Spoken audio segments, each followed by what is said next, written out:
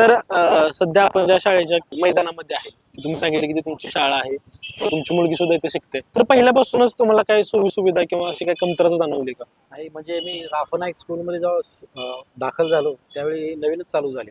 हा. तेव्हापासून आतापर्यंत मी बघितलेलं आहे. भरपूर स्टाफ वगैरे सब खूप छान आहे. शिकवणं पण चांगलंच आहे. हम्म. आणि मेन म्हणजे ग्राउंडवर आपण उभा आहोत इकडे स्पोर्ट्समध्ये त्यांनी जे खो खो आणि कबड्डी आहे याच्यासाठी तर भरपूर योगदान दिलेलं आहे त्यांनी आणि त्या माध्यमातून ते राज्यस्तरीय जिल्हास्तरीय जे जातात खेळायला आणि चांगले चांगले खेळाडू यांनी घडवलेले आहेत. हे विजन आहे आपले माननीय श्री गणेशजी नाईक साहेब आहेत.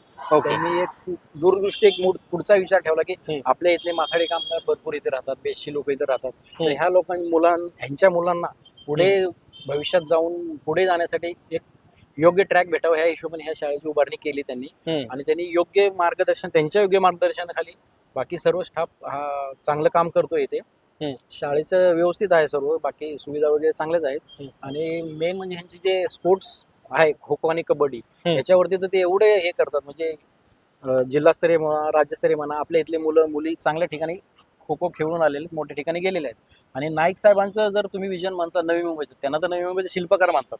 त्यामुळे ते आणि ते खरंच आहे, कारण मी लहानपणापासून मी बघत आलोय. मी आज 30-35 वर्ष झाल्या नवी मुंबईत राहतोय आणि गणेश नायकांना मी पहिल्यापासून बघत आलोय. मला तर वाटतं की गणेश नायकाच्या हातातच आहे. जे जर नवी मुंबईचं सिंगापूर जर म्हणायचं असेल तर मला वाटतं ते गणेश नायकाशिवाय दुसरं कोणी बोलू शकत नाही, ओके. असं हे मला पण वाटतं.